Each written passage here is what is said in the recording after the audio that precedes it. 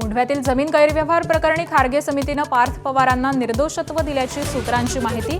जमीन खरेदीच्या व्यवहारात पार्थ पवारांची नाव आणि सही नसल्यानं खारगे समितीनं निर्दोष ठरवलं असण्याची शक्यता आहे।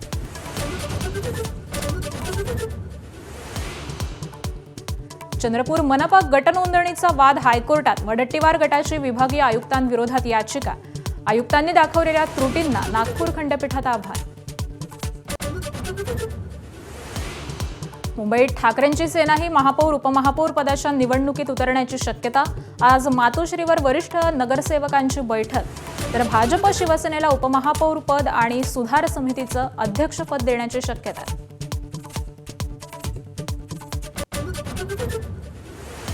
मुंबई मनपामध्ये शिवसेनेकडे उपमहापौर पद, सुधार समिती अध्यक्षपद, उपमहापौर पदासाठी तृष्णा विश्वासराव, यामिनी जाधव यांची चर्चा।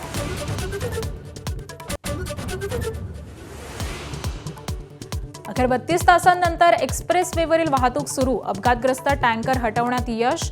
कोंडीची दखल घेत मुख्यमंत्र्यांनी मागवला अहवाल। मिसिंग लिंकचं काम तातडीनं पूर्ण करा, उपमुख्यमंत्र्यांच्या सूचना।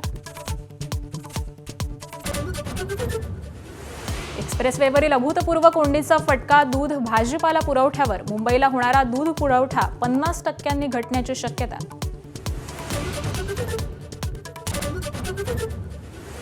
पंतप्रधानांचं आज राज्यसभेत भाषण। राष्ट्रपतींच्या अभिभाषणावरती बोलणार। भारत अमेरिका करारावर भाष्य करणार का याची उत्सुकता।